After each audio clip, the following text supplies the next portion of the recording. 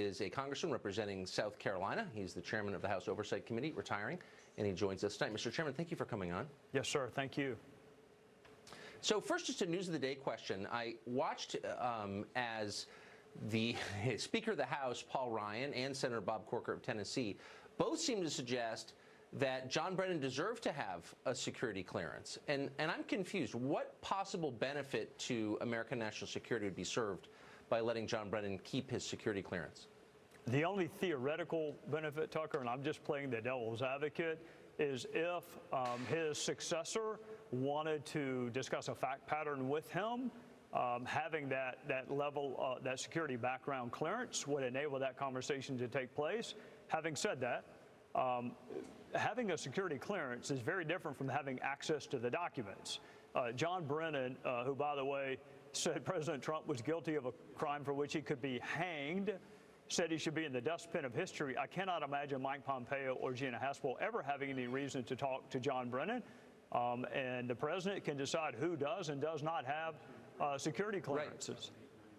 Right. What I can't imagine is how the Speaker of the House could look at the stories describing what John Brennan has said in the past year, totally irresponsible and extreme statements, and say, you know, that's the man we want to have a security clearance. I don't understand how you could reach that conclusion.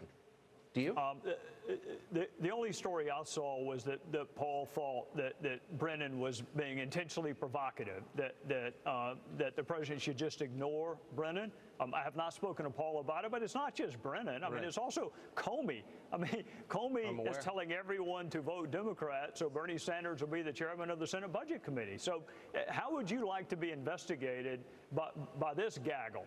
Brennan, Comey, Strzok, Page, and oh, by the way, there are other DOJ and FBI officials that haven't been named because they're not at that level. They're not at the SES level, but they also had animus towards President Trump.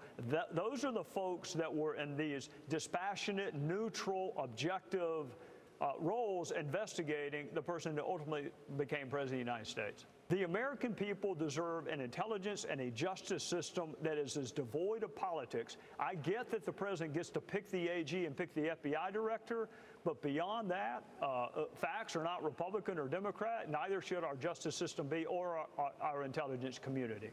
So very quickly, Democrats on the Hill are enjoying this because it serves their short-term partisan interests, and so they're abetting it.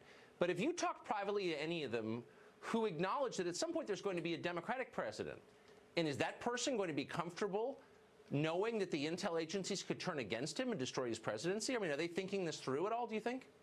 Yeah, there are plenty of reasonable folks on both sides of the aisle. They don't always make it on television.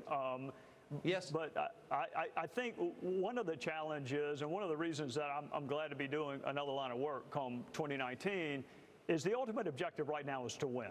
I mean, Adam Schiff says he has evidence of collusion between the Russians and President Trump. He said it over a year ago. He's presented to absolutely no one. There's no accountability for it. They want this investigation to drag on as long as it possibly can because it's going to affect the midterms and they'll get the gavels in their hand. And what I would hope all of my federal citizens, regardless of whether you're Republican or Democrat, is just have higher expectations and demand more from your elected officials. It's not just about winning. It's also about governing in a responsible way that is worthy of people's respect. Adam Schiff accused me of working for Putin. He's an irresponsible buffoon. It's sad to watch it, actually. Mr. Chairman, thank you very much. Try working with him. Try working with him. It's worse. I can't even imagine. I can't. Yeah, our empathy goes out to you. Thank you.